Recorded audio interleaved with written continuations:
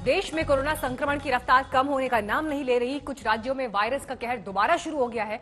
हालात लगातार बिगड़ते जा रहे हैं। इसी को देखते हुए प्रधानमंत्री नरेंद्र मोदी उन राज्यों के मुख्यमंत्रियों के साथ अब से कुछ ही पलों बाद बैठक करने वाले हैं जिन राज्यों में इन दिनों कोरोना के मामले काफी तेजी से बढ़ रहे हैं। इन राज्यों में कोरोना के हालात अभी क्या है, बढ़ते मामलों पर शिकंजा कैसे कसा जाए, इस मुद्दे पर चर्चा होगी। इसके अलावा प्रधानमंत्री कोरोना वैक्सीन को लेकर भी मुख्यमंत्रियों से बातचीत करेंगे।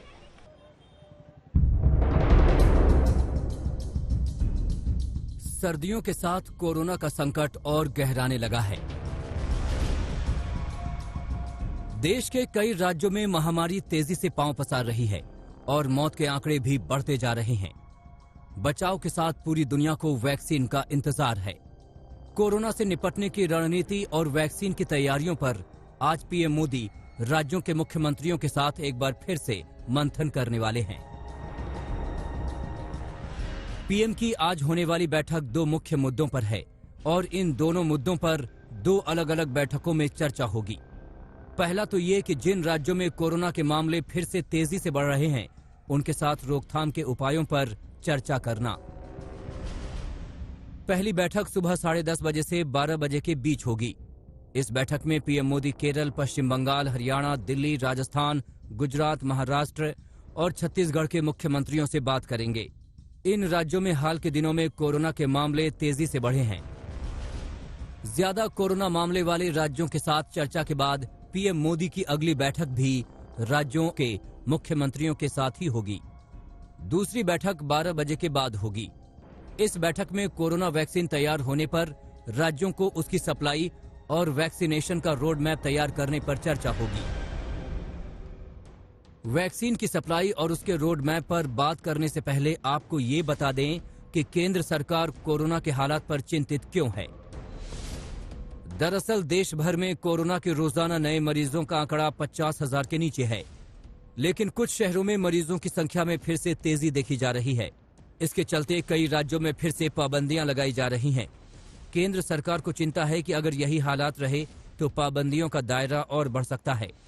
पाबंदियां बढ़ने पर अर्थव्यवस्था को और भी नुकसान हो सकता है। इसलिए जरूरी है कि शहरी इलाकों में वायरस का फैलाव रोका जाए। विश्व स्वास्थ्य संगठन ने सर्दियों में कोरोना संक्रमण के बढ़ने का खतरा जताया है। इस बीच वैक्सीन के आने की खबर ने उम्मीद जरूर बढ़ा दी है, लेकिन वैक्सीन कब किसको कैसे मिलेगी, इसको लेकर कई सवाल हैं। वैक्सीन को लेकर दो बातें अभी तक साफ हैं। पहली ये कि राज्यों को वैक्सीन अलग से नहीं खरीदनी होगी, बल्कि केंद्र सरकार ही देगी। दूसरी ये कि स्वास्थ्य सेवाओं से जुड़े लोगों और बुजुर्गों को वैक्सीन सबसे पहले दी जाएगी। लेकिन 130 करोड़ लोगों के देश में सिर्फ वैक्सीन का आविष्कार हो जाना बड़ी बात नहीं है। बड़ी बात होगी इतने लोगों तक ये वैक्सीन पहुंचाना और फिर टीकाकरण का इंतजाम करना। जाहिर है ये चुनौती काफी बड़ी है और राज्यों के साथ सटीक तालमेल के बगैर कामयाबी की उम्मीद भी नहीं की जा सकती। हिमांशु मिश्रा के साथ आज तक ब्यूरो। तो प्रधानमंत्री राज्यों के मुख्यमंत्रियों के साथ ये अहम बैठक करने वाले हैं क्योंकि हालात जिस तरह से कोरोना को लेकर देश भर में बिगड़ रहे हैं वो एक गंभीर चिंता का विषय बना हुआ है। 1,40,000 के करीब लोग अब तक मर चुके हैं अकेले भारत में। आप यहां से इस घटना की गंभीरता का अंदाजा लगाइए। हमारे साथ इस वक्त खास मेहमान चर्चा में जुड़ रहे हैं। बीजेपी से हमारे साथ गुरु प्रकाश आ गए हैं चर्चा में। सौरभ भारद्वाज आम आदमी पार्टी से हमारे साथ जुड़ रहे हैं। अभय दुबे कांग्रेस पार्टी से हमारे साथ मौजूद हैं और अविनाश अदीक साहब मौजूद हैं एनसीपी से हमारे साथ। शुरुआत गुरु प्रकाश जी आपके साथ ही मैं करना चाहूंगी। 9 महीने में ये 7वीं बैठक है जो प्रधानमंत्री राज्यों के मुख्यमंत्रियों के साथ कर रहे हैं, लेकिन सवाल ये उठता है कि इन 9 महीनों में क्या बदला है। आंकड़े डराने वाले हैं, भयावह है। क्या हमारी स्ट्रैटेजी ठीक नहीं है? क्या जो कदम उठाए गए वो नाकाफी थे, या फिर आप ये मानेंगे कि व्यवस्थाएं इतनी मजबूत नहीं थी कि उनका असर जमीन पर वैसा दिखाई दे? नहीं, देखिए मीनाक्षी जी, ऐसा है कि जब हमारे प्रधानमंत्री जी कहते हैं कि टीम इंडिया या कोऑपरेटिव फेडरलिज्म की बात होती है तो उसको कॉन्स्टिट्यूशनली और फेडरली देखने की आवश्यकता है कि कभी भी नेतृत्व क्षमता या काल्पनिक क्षमता उसी व्यक्ति की होती है जो सबको साथ लेकर के चलता है।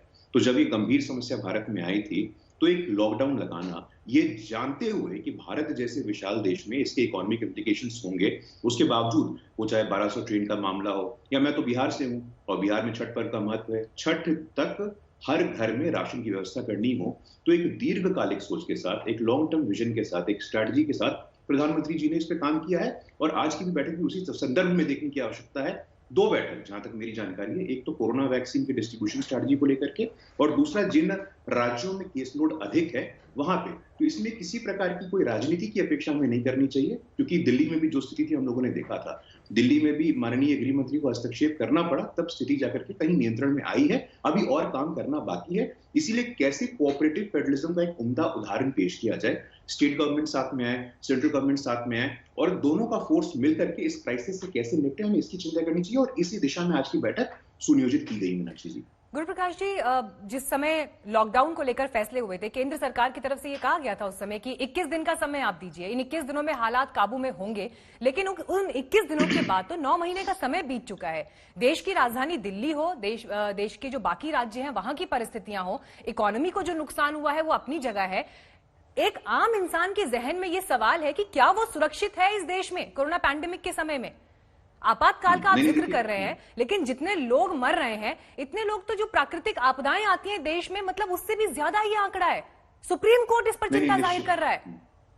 जी, नहीं, निश्चित रूप से मीनाक्षी जी, आपका ये सवाल खड़ा करना बहुत ही स्वाभाविक है, और देश का कोई भी नागरिक होगा वो ये सवाल खड़ा करेगा ही। और इसीलिए मैं कह रहा हूं कि ये कोई भारत का फिनोमेना नहीं है, ग्लोबल फिनोमेना है। आप यूरोप में देखिए कि सर्दियों के साथ साथ केसों का बढ़ना शुरू हुआ, अमेरिका में सर्दियों के साथ साथ केसों का बढ़ना शुरू हुआ। लेकिन अब चूंकि 7-8 महीने हो गए हैं, जो लॉकडाउन की आप 21 दिनों की बात कर रही थी, तो आप भी मुझे लगता है कि इस बात से कहीं ना कहीं सहमत होंगे कि जो केसेस बढ़ सकते थे वो केसेस बढ़े नहीं, वो केसेस नियंत्रित हो गए। और ये मैं नहीं कह रहा हूं, ये आईसीएमआर और तमाम जितने ग्लोबल एक्सपर्ट्स हैं उन्होंने भी इस निर्णय की सराहना की कि भाई सब कुछ जान करके कि भाई दिक्कतें होंगी, लॉजिस्टिकल समस्याएं आएंगी, लेकिन तब भी देश के प्रधानमंत्री जी ने वो दीर्घकालिक निर्णय लिया कि नहीं भाई अभी लॉकडाउन लगाते हैं, पहले जान है तो जहान है। और अभी भी निरंतर वो संदेश दे रहे हैं कि जब तक दवाई नहीं तब तक ढिलाई नहीं। तो इसको सुनना चाहिए, किसी प्रकार की राजनीति नहीं करनी चाहिए। मीनाक्षी जी, मैं आपके माध्यम से आग्रह करना चाहूंगा। सौरभ भारद्वाज जी, चर्चा में आइए। देखिए, यहां पर जो परिस्थितियां अभी दिखाई देती हैं, बीते 24 घंटे में भी दिल्ली में फिर 100 लोगों की मौत हुई है कोरोना की वजह से। ये इतने गंभीर हालात हैं कि देश का सुप्रीम कोर्ट तक जो है वो सरकारों को लताड़ रहा है, और इसमें कोई सरकार पीछे है, कोई आगे नहीं। सबसे सवाल पूछा है सुप्रीम कोर्ट ने। दिल्ली के आंकड़े भी इस वक्त हम दिखा रहे थे। मेरा सवाल आपसे ये है, कहां पर जाकर ये आंकड़ा थमेगा? जी, मीनाक्षी जी, जैसा कि मेरे से पहले अभी बता रहे थे, देखिए ये कोरोना की जो महामारी है, इसके अंदर बड़ा मुश्किल हो गया है किसी भी सरकार के लिए बहुत ज्यादा आकलन करना पाना। देखिए, जब मार्च में यूरोप, इटली, फ्रांस, इसमें बहुत बहावे जो तस्वीरें देश में आ रही थी, उस वक्त हमें ऐसा लग रहा था कि शायद देश के अंदर कोरोना की महामारी इस तरह से नहीं आएगी। हम एशियाई देश हैं, हम गर्म देश हैं, मगर फिर हमारे यहाँ आंकड़े बढ़े और यूरोप के अंदर कम होने शुरू हो गए। मगर आप जैसे देखिए, सर्दी जो है पहले यूरोप में आती है, और 2 महीने पहले से वहां पे वही हालात, बल्कि पुराने से और बुरे हालात जो है वहां पे देखने में आए। और जिस तरह से नॉर्थ इंडिया से सर्दी जो है शुरू होती है, आप देखिए दिल्ली, पंजाब, हरियाणा, यहाँ से सर्दी का प्रकोप जो है वो शुरू हो रहा है। और दोबारा से ये जो सर्ज है वो हम देख पा रहे हैं। एक जो सिर्फ इसके अंदर एक ही जो थोड़ी सी सांत्वना देने वाली खबर ये है कि हमारे डेथ रेट्स जो हैं वो अभी तक जो हैं वो विश्व की दर के हिसाब से बेहतर हैं। हम लोग उसके ऊपर काम करने में सक्षम हैं। आईसीयू के बेड्स जो है लगातार सरकारें इंक्रीज कर रही हैं। हमारे टेस्ट जो हैं पर मिलियन जो है आबादी के हिसाब से पूरे देश में सबसे ज्यादा चल रहे हैं। और लोग भी देखिए, अब ना लोगों में भी सीरियसनेस कुछ दिनों से, जब से आप सब लोगों ने इसको इतना उठाया है, लोगों में भी अब दोबारा से सीरियसनेस देखने को मिली है, क्योंकि इससे डरना बहुत जरूरी है। आप जब तक इससे डरेंगे नहीं, तब तक आप फिर बेफिक्र होकर आप बाजारों में निकल जाएंगे, रेस्टोरेंट में खाना शुरू कर देंगे, तो फिर से जो है ये सड़ जाएगा। ये आप सबके योगदान की वजह से। सौरभ भारद्वाज जी, परिस्थितियों को पहले से समझने में चूक हुई, क्योंकि जब त्योहारों का सीजन आया, जो सख्ताई अब दिखाई दे रही है, जबकि सुप्रीम कोर्ट ये कह रहा है कि ये हालात अगर अब भी कंट्रोल नहीं हुए तो दिसंबर में तो परिस्थितियां आपके हाथ से निकल जाएंगी। यानी देश के सुप्रीम कोर्ट को ही हर मामले में आगे आना पड़ेगा, चाहे वो प्रदूषण का हो, चाहे वो कोरोना पैंडेमिक का हो, तब जाकर सरकारें जागेंगी क्या? दिवाली से पहले के सप्ताह में जो तैयारियां बाजारों में सरकार की तरफ से होनी चाहिए थी, वो क्यों नहीं थी? जी देखिए, दिवाली से पहले मीनाक्षी जी आप ये बात बिल्कुल ठीक कह रहे हैं, और ये बात मैंने खुद अपने मतलब कि पब्लिक प्लेटफॉर्म से, ट्विटर आदि पे कही कि भाई ये जो दिवाली से पहले जो ये चालान कटने थे मास्क ना पहनने के, बाजारों में और पब्लिक प्लेसेस में ना चल के पुलिस ने जगह जगह बैरिकेड्स लगा रखे थे मेन रोड्स पे, और अननेसेसरी सिर्फ कार वाले लोग जो हैं, जो बाइक वाले लोग हैं,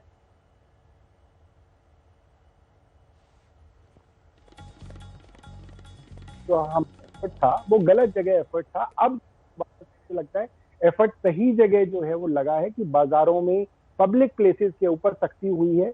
बाजार की मार्केट एसोसिएशंस को भी बुला के बोला गया कि भाई अगर आप लोग सोशल डिस्टेंसिंग का पालन नहीं कराएंगे तो सरकार को मजबूरन बाजारों के ऊपर जो है वो कार्रवाई करनी पड़ेगी। तो स्थिति जो है पिछले एक हफ्ते से अगर आप देखें तो वो पॉजिटिविटी की रेट थी, इन्फेक्शन की जो रेट थी वो 15% से घट के अब करीब 10% पे आई है। और मुझे लग रहा है इस तरह के एफर्ट्स अगर चलेंगे तो और धीरे धीरे कम आएगी। अलग अलग कॉलोनीज के अंदर हम स्पेशल कैंप्स लगा के सब लोगों से कह रहे हैं कि भाई आप टेस्ट कराइए, और अलकनंदा, ग्रेटर कैलाश, अलग अलग जगहों पे मोबाइल वैन जो हैं वो हमने टेस्टिंग के लिए लगाई हैं। डॉक्टर, प्रशासन बहुत मेहनत कर रहा है। We will be able to control it. Avinash Adik ji, Maharashtra में इस वक्त जो हालात है नजर तो उससे बनी हुई है। खुद महाराष्ट्र के मुख्यमंत्री भी आज शामिल होंगे जब प्रधानमंत्री के साथ ये बैठक हो रही है। लेकिन जो फैसला भी आपकी तरफ से लिया गया है, अभी जो लोग बाकी राज्यों से महाराष्ट्र में दाखिल होते हैं उन्हें अपने साथ आरटीपीसीआर जो रिपोर्ट है वो लेकर जाना पड़ेगा। रिपोर्ट का विंडो लेकिन 72 घंटे का है। कई लोगों ने टिकट्स बुक की हुई हैं, कई लोगों के कई प्लान्स थे। कोई क्लैरिटी इस पर आप देंगे जनता को? मीनाक्षी जी नमस्कार। सबसे पहले ऐसा है कि महाराष्ट्र में आप जानती हैं कि पहले से सबसे ज़्यादा केसेस रिपोर्ट की गई थी। देश में सबसे पहले लॉकडाउन भी महाराष्ट्र में हुआ। आज महाराष्ट्र में जितना टेस्टिंग हो रहा है शायद ही देश में किसी और राज्य में हो रहा है। हम 90,000 से ज़्यादा टेस्टिंग कर रहे हैं। लेकिन उसके बाद भी हमने देखा कि ये जब बीच में त्यौहार का माहौल था, समय था, दिवाली आई और भी त्यौहार आए, तो उसमें जब लोगों के लिए सरकार ने लॉकडाउन के नियम थोड़े से नाजुक कर दिए या थोड़े से खोल दिए, तो लोगों से जिस तरह की सहकार की हमें उम्मीद थी वो मिला नहीं।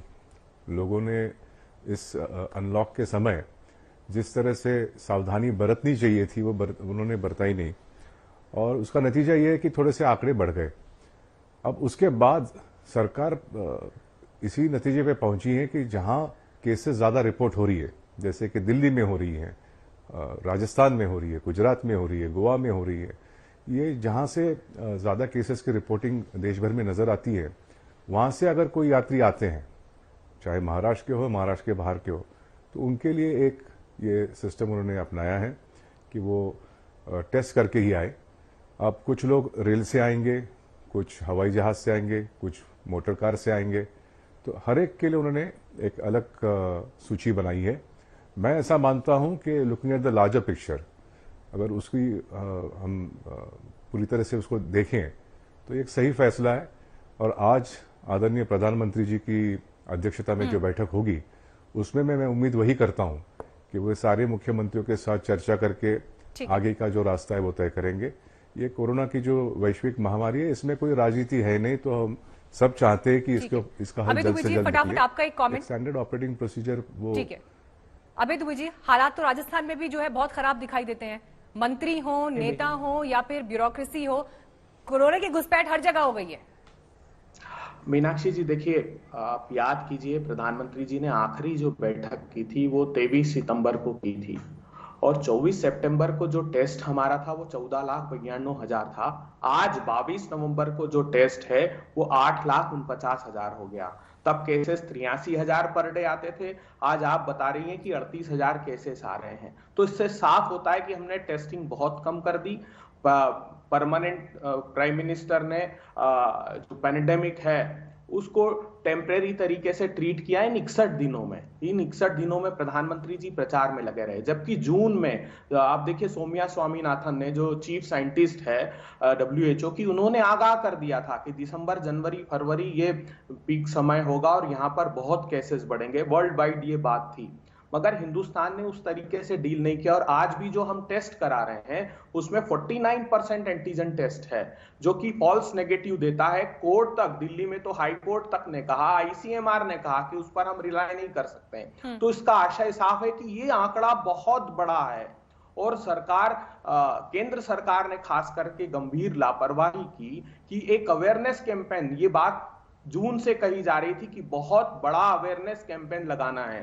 सवाल यह है कि दिल्ली में कोरोना से हालात इतने क्यों बिगड़े? कोरोना के इस विस्फोट का मुजरिम कौन है? दिल्ली सरकार या दिल्ली की जनता? आखिर दिल्ली में इतना भयंकर कोरोना कैसे फैला? आइए देखते हैं दिल्ली में कोरोना की ये ग्राउंड रिपोर्ट। दिल्ली में कोरोना को लेकर अब सख्ती शुरू हो गई है। दिल्ली के बाजारों में भी कोरोना नियमों का उल्लंघन करने पर कार्रवाई की जा रही है। उत्तरी दिल्ली नगर निगम ने नागलोई में जनता मार्केट को 30 नवंबर तक के लिए सील कर दिया है। नगर निगम के अधिकारियों ने कहा कि बार बार निर्देशों और चेतावनियों के बावजूद रेहड़ी पटरी वाले दोनों बाजारों में कोरोना गाइडलाइंस का उल्लंघन कर रहे थे। यहां पर लोग ना तो मास्क लगा रहे थे और ना ही सोशल डिस्टेंसिंग का पालन कर रहे थे। इस वक्त मैं दिल्ली के नांगलोई इलाके में मौजूद हूं और ये जनता मार्केट है। कल यहां से जो तस्वीरें आई थी वो दिल दहला देने वाली थी। सोशल डिस्टेंसिंग की धज्जियां उड़ाकर लोग एक दूसरे के ऊपर चढ़कर बाकायदा शॉपिंग कर रहे थे, जिसके बाद जो प्रशासन है उसने इस पूरे मार्केट को सील कर दिया था। लेकिन अब जो सीलिंग का आदेश था उसे वापस ले लिया गया है। रेहड़ी पटरी वालों को लेकिन यहाँ पर दुकान लगाने की मनाही है। लेकिन आप देख पा रहे हैं अभी भी लोग यहाँ पर काफी संख्या में यहाँ पर इकट्ठा हैं। क्या हुआ? ओके, क्या हुआ? हो रहा कि तंग हो रहे लोग, ज्यादा भीड़ भड़ाके में चल रहे हैं, इसकी वजह से ज्यादा कोरोना फैल रहा है। दिवाली पर जो कोरोना विस्फोट हुआ उसे संभालने के लिए दिल्ली सरकार अब सख्त एक्शन ले रही है। दिल्ली की तंग गलियों में अब कोरोना सर्वे शुरू कर दिया गया है। दिल्ली सरकार का इस मुहिम का हिस्सा बने हैं सरकारी स्कूल के शिक्षक। दिल्ली सरकारी स्कूलों के शिक्षक उत्तरी दिल्ली के गलियों और सक्रिय इलाकों में घर घर जाकर सर्वे कर रहे हैं। राजधानी कोरोना से जूझ रही है तो अब सरकारी स्कूल के जो टीचर हैं वो मैदान में उतरे हैं। ये कोविड वॉरियर दिल्ली की उन तंग गलियों में जगह जगह पर सर्वे कर रहे हैं और इस सर्वे में थर्मल स्कैनिंग से लेकर के ऑक्सीमीटर का इस्तेमाल, घर घर जाकर के दरवाजा खटखटाना, लोगों को बुलाना और उसके साथ साथ कुछ इस तरह से ऑक्सीमीटर का इस्तेमाल करके ऑक्सीजन लेवल चेक किया जा रहा है। यानी अगर कहीं पर ऐसा खतरा है, लोगों में ऑक्सीजन की कमी है, तो वो एक तरह का सिम्टम हो सकता है, लक्षण हो सकता है। ये दिल्ली के सरकारी स्कूल के टीचर्स हैं और तंग गलियों में, क्योंकि दिल्ली के कई सारे इलाके उत्तर दिल्ली, पश्चिमी दिल्ली, पूर्वी दिल्ली में हैं, जहां पर जो गलियां हैं वो बड़ी संकरी हैं और ये कुछ इस तरह के रिहायशी इलाके हैं और यहाँ पर अब शिक्षकों ने मोर्चा संभाला है। तो हम यहाँ पर आने के बाद उनकी फैमिली डिटेल ले रहे हैं, उनसे सिम्टम्स एक्चुअली जानने की हम कोशिश करते हैं, क्योंकि ऐसे बहुत सारे लोग हैं जिनको खुद ये पता ही नहीं होता कि हम लोग फैला सकते हैं या हमें कोविड है। हम ऑक्सीमीटर से उनका ऑक्सीजन लेवल चेक कर रहे हैं, हम उनका टेम्परेचर नोट कर रहे हैं और उनको ये अवेयर कर रहे हैं कि आपको किसी भी इस चीज को हल्के में नहीं लेना। शिक्षकों के मुताबिक हर टीम को एक दिन में लगभग 60 घरों तक पहुंचना होता है। औसतन 300 लोगों की जांच करनी होती है। आशुतोष मिश्रा के साथ अरविंद ओझा, दिल्ली आज तक। त्योहार का सीजन जैसे ही निकला, कोरोना वायरस का डंक जैसे ही पूरे देश को लगा, मध्य प्रदेश से लेकर उत्तर प्रदेश और गुजरात से लेकर राजस्थान तक पाबंदियां लगा दी गई हैं। महाराष्ट्र सरकार ने तो साफ साफ कह दिया, मुंबई में सिर्फ और सिर्फ उसी की एंट्री होगी जिसका कोरोना आरटी-पीसीआर टेस्ट नेगेटिव आएगा।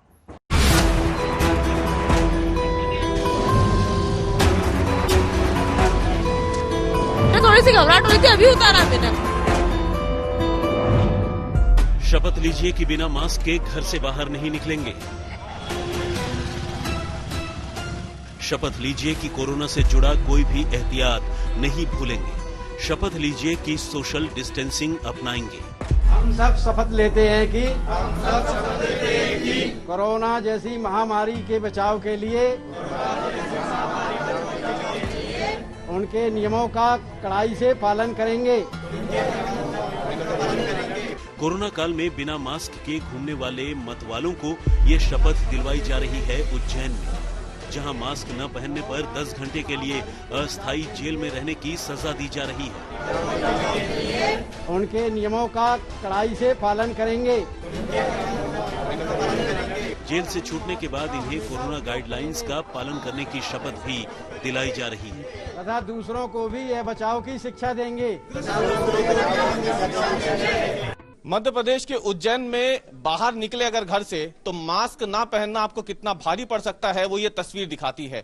10 घंटे की अस्थायी जेल के भीतर इस वक्त हम मौजूद है, जहां पे तमाम लोग ऐसे जो मास्क नहीं पहने थे और जिन्हें ये जेल भुगतनी पड़ी है, उन्हें किस तरीके से यहाँ पे जेल के भीतर शपथ दिलाई जाती है मास्क पहनने की, कोरोना गाइडलाइंस के पालन की, सोशल डिस्टेंसिंग की।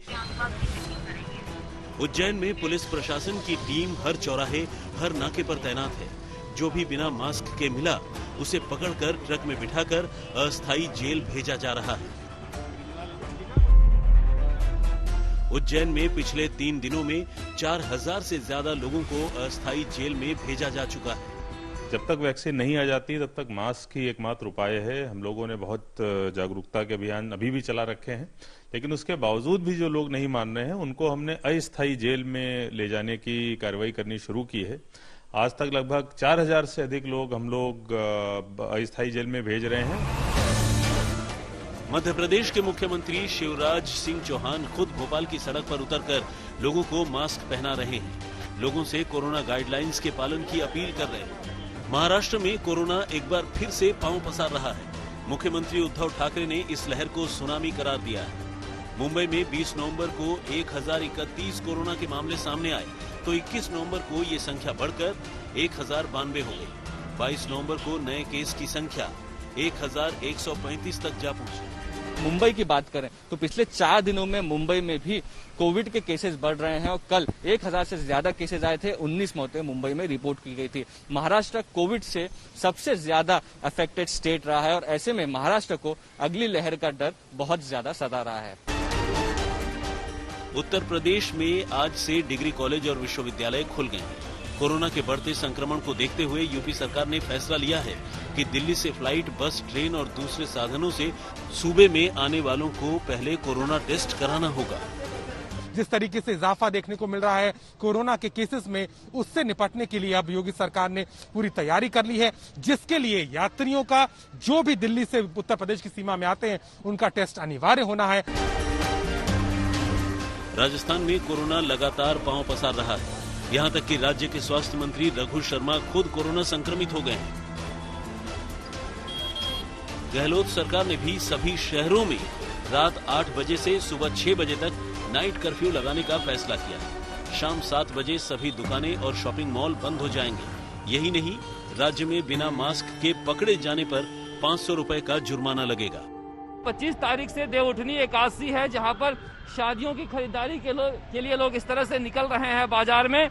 नाइट कर्फ्यू है, लेकिन रात 8 बजे से है सुबह 6 बजे तक। उसके बाद सड़कों पर लोग निकलते हैं शादियों की खरीदारी के लिए। वहां जो भीड़ भाड़ दिखाई दे रही है उसकी वजह से कोरोना का संक्रमण बढ़ा है। हालांकि पिछले 2 दिन के अगर आंकड़े को हम देखें तो निश्चित रूप से सड़क पर लोग कम निकल रहे हैं और लोग डरे हुए हैं कोरोना के बढ़ते हुए आंकड़ों को देखते हुए। लेकिन सरकार ने तय किया है कि कोई भी शराब की दुकान, पब है, बार है, 7 बजे के बाद नहीं खुलेगी। गुजरात सरकार ने कोरोना पर काबू पाने के लिए अहमदाबाद, वडोदरा, सूरत और राजकोट में रात 9 बजे से सुबह 6 बजे तक नाइट कर्फ्यू लगा दिया है। फिर भी लोग बिना मास्क के घूमते नजर आ रहे हैं। हम आपको बता दें कि कोरोना संक्रमण को देखते हुए अब तक 5 राज्यों में नाइट कर्फ्यू लगा दिया गया है। अहमदाबाद में गोपी घांघर, जयपुर से शरद कुमार के साथ रवीश पाल सिंह, उज्जैन, आज तक। देश में कोरोना संक्रमण की रफ्तार कम होने का नाम नहीं ले रही। कुछ राज्यों में वायरस ने दोबारा कहर मचाना शुरू कर दिया है। हालात जिस तरह से बिगड़ रहे हैं उसके बीच प्रधानमंत्री आज राज्यों के मुख्यमंत्रियों के साथ बैठक करेंगे जहां पर हालात ज्यादा खराब हैं।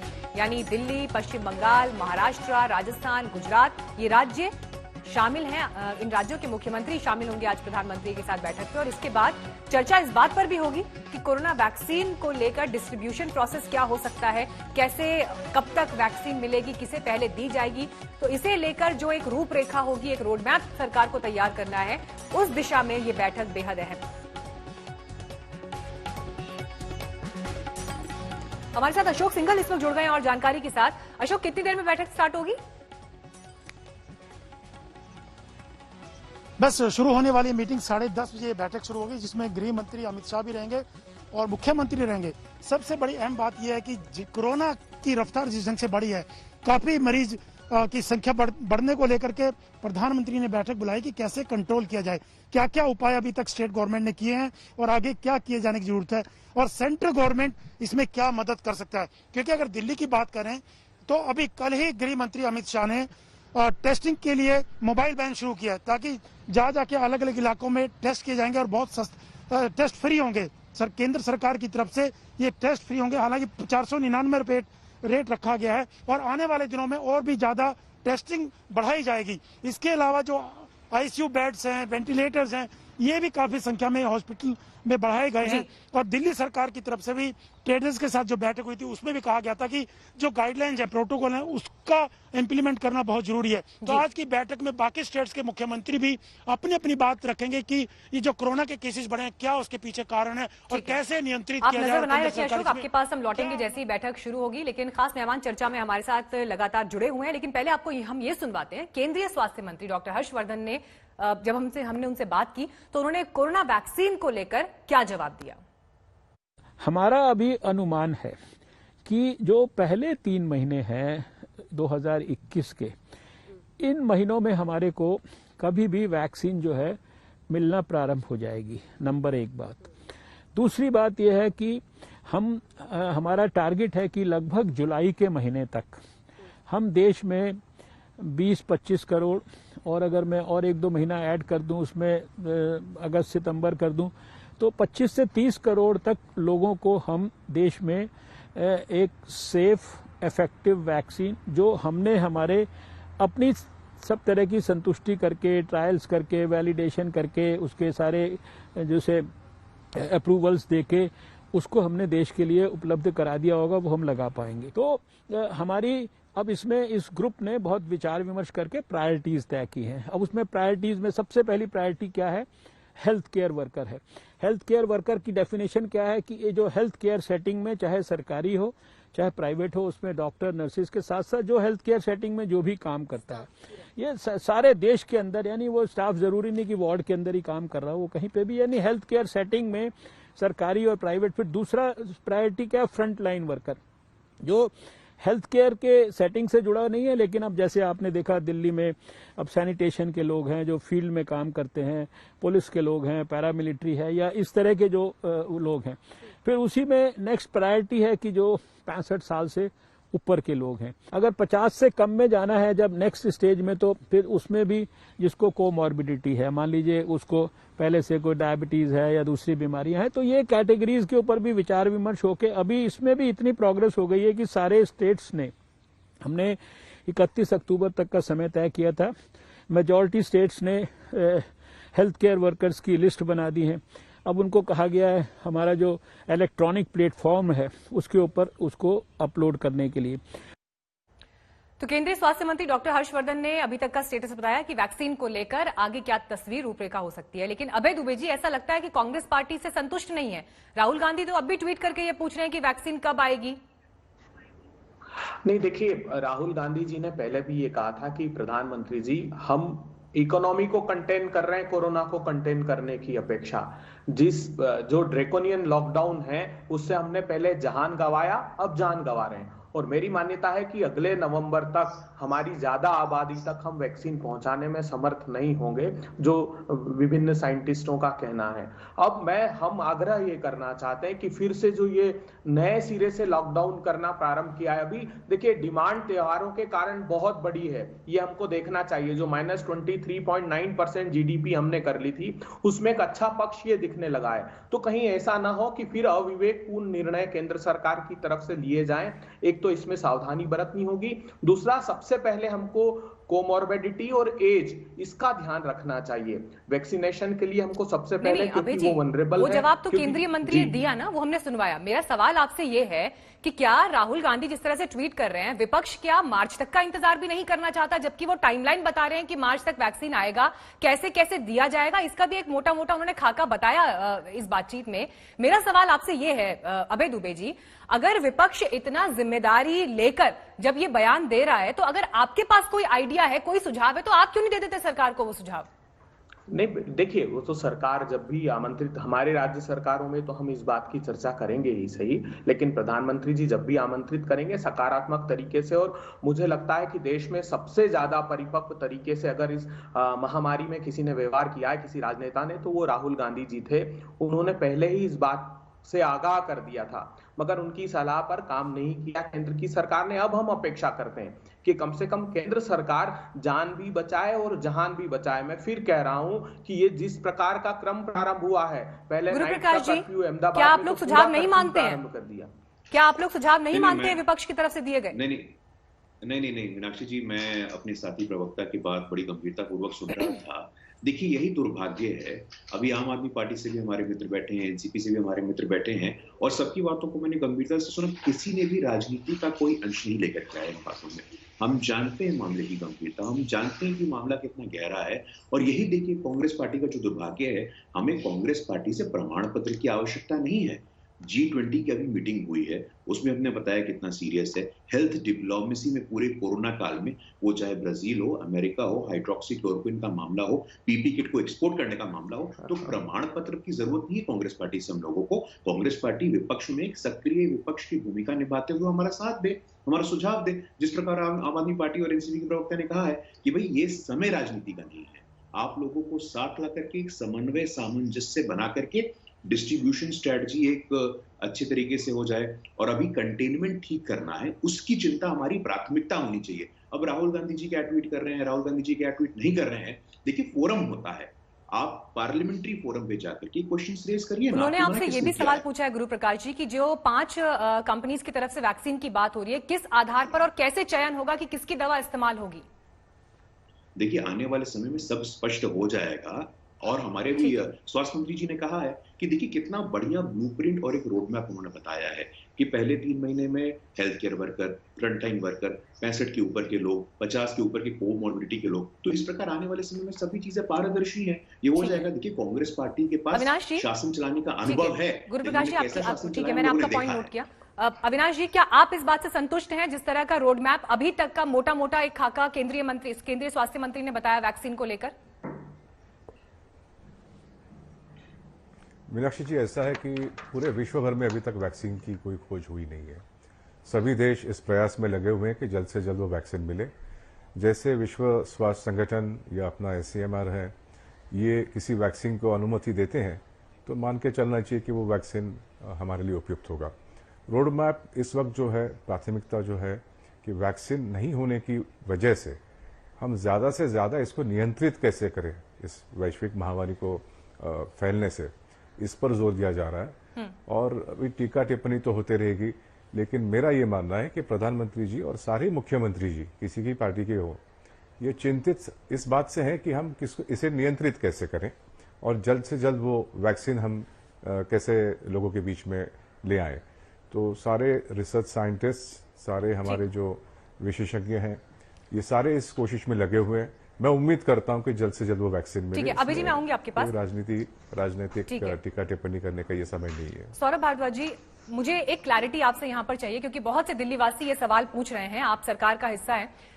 जिस तरह से चालान काटे जा रहे हैं इस वक्त, 500 से बढ़ाकर 2000 हुआ है, अगर एक व्यक्ति अकेले गाड़ी में ट्रैवल कर रहा है, उसके साथ कोई उसमें मौजूद नहीं है, उसको मास्क लगाने की पाबंदी है, नहीं है, चालान होगा नहीं होगा, इस पर जरा क्लैरिटी दीजिए।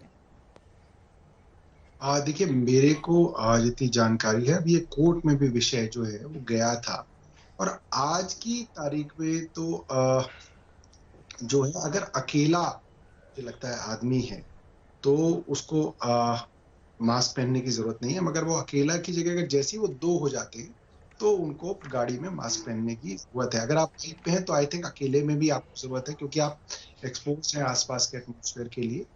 तो और अगर आप कार में हैं, बंद कार, तो एक आदमी का जो है मैंने नहीं देखा चलान करते हुए। मैं खुद भी ड्राइव करता हूँ। तो देखिए, दिल्ली में ऐसी घटनाएं सामने आई हैं जहां पर सिंगल अगर कोई ट्रैवल कर रहा है, अकेले गाड़ी में है, गाड़ी के शीशे बंद हैं, व्यक्ति ने मास्क नहीं लगाया तो उसे रोका गया, चालान कटा। इस तरह की घटनाएं हमने दिखाई हैं बीते दिन भी, कल भी 300 चालान कटे हैं। तो ये सवाल उठ रहा है कि चालान सिर्फ नाम के लिए चालान काटा जा रहा है, या वाकई उसको ठीक तरह से रेगुलेट करने की भी जरूरत है? जी, इनफैक्ट मैं मीनाक्षी जी, मैं तो एक कदम और आगे जाऊंगा। मैं ये कहता हूं कि ये जो गाड़ियों के चालान कटते हैं, ये एक वेस्टेड एफर्ट है। मतलब ये एक मतलब ये एफर्ट हम अपना बर्बाद कर रहे हैं। उसका आप देखिए, आप मेन रोड पे बैरिकेड लगा देते हैं, पूरी मेन रोड पे 1-1 किलोमीटर तक उसकी वजह से जाम लग जाता है, प्रदूषण बढ़ता है। और अगर आप उसमें किसी गाड़ी वाले को पकड़ के उसका चालान भी करते हैं तो 95% तक मुझे लगता है ये होता है कि गाड़ी में अगर 3 लोग बैठे हैं तो वो एक ही परिवार के तीनों लोग होते हैं, अपने घर में एक ही कमरे में बिना मास्क के वो 24 घंटे रह रहे हैं।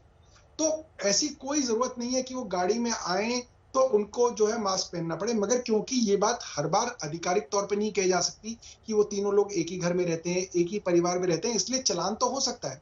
मगर मेरा जो है आपके माध्यम से पुलिस के अफसरों को मैंने पहले भी रिक्वेस्ट की, ये रहेगा कि आप जो अपना एफर्ट है वो गाड़ी वालों का चालान करने की बजाय मार्केट्स, पब्लिक प्लेसेस, पार्क्स, इस तरीके के एरियाज में जहां पे लोग बिना मास्क के घूम रहे हैं और काफी उनको करेंगे तो ज्यादा जो है कोरोना पे रोकथाम। ठीक है गुरु प्रकाश जी, फटाफट इस बात पर एक मुझे कमेंट दीजिए आप। दिल्ली बीजेपी के नेता इसके खिलाफ भी विरोध कर रहे हैं मेट्रो स्टेशन पर जाकर, क्या जरूरत है इसकी? मास्क को लेकर लोगों के बीच उसको कड़ाई से उसका पालन करवाया जाए, ये तो वक्त की जरूरत है ना। और अभी थोड़ी देर पहले आप ही कह रहे थे कि मामले पर राजनीति नहीं होनी चाहिए। नहीं, देखिए दिल्ली की जो आम जनता है, देखिए मीनाक्षी जी आप मुझसे अग्री करेंगी, 500 रुपए की जो कीमत है वो कम कीमत नहीं होती है। अब 500 रुपए से आप अचानक बढ़ा करके 2000 रुपए नहीं, तो मोटर व्हीकल एक्ट में भी आपने चालान की सीमा बढ़ाई ना, अपने मोटर व्हीकल एक्ट में भी, क्योंकि लोग कम चालान में नहीं मान रहे थे, उनको समझाना था, कड़ाई से पालन करवाना था, तो वो किए गए ना बदलाव और प्रावधान। नहीं, निश्चित रूप से, लेकिन 500 रुपए से अचानक 2000 कर देंगे तो जेब पे एक बर्डन तो क्रिएट होगा ही।